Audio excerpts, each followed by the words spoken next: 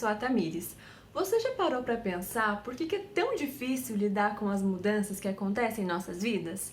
Pois bem, a mudança ela é uma alteração de uma situação externa, ou seja, aquilo que está fora de nós e nós não conseguimos ter o controle sobre ela. Como, por exemplo, a perda de um emprego, a morte de uma pessoa que amamos, entre outras situações.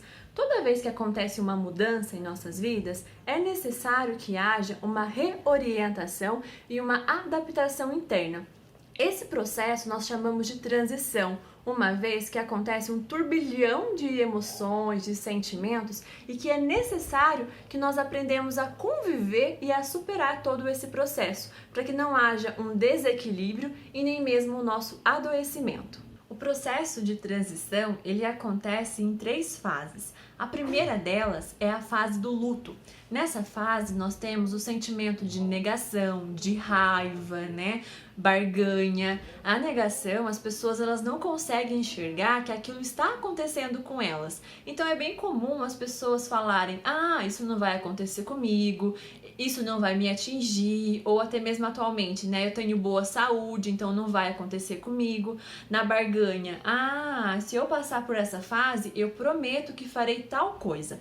Já na segunda fase, que é a fase de tentativas e erros, também conhecida por limbo, nessa fase existe o medo do desconhecido, Então gera muita sensação de ansiedade, de medo, porque não se tem mais a questão do como foi, e sim de como será.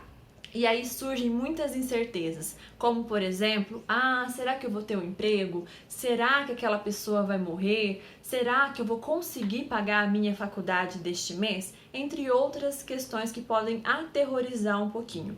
Já por fim, a terceira e última fase é a fase do recomeço. É quando a pessoa ela tem uma nova energia para trilhar um novo caminho, ela consegue buscar uma nova identidade para aquele momento. Nós costumamos a dizer que é uma fase do ganha-ganha. Ela consegue entender que ter passado por aquela fase foi muito importante para o crescimento dela.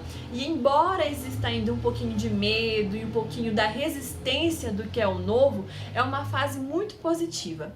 Essas 3 fases que eu citei para vocês, elas se interrelacionam. Então é bem comum que você pode ficar mais tempo em uma fase do que na outra e também retomar em cada uma delas, Como, por exemplo, eu estar em uma hoje e amanhã retomar para a fase anterior. Isso é bem normal e faz parte do processo de transição, Esses altos e esses baixos. A duração do processo de transição, ele depende de como cada pessoa lida com seus sentimentos, com suas emoções e principalmente com a sua realidade. O autoconhecimento, a autorreflexão, ela é fundamental neste momento, uma vez que possibilita a descoberta do seu propósito de vida. Um abraço e até mais!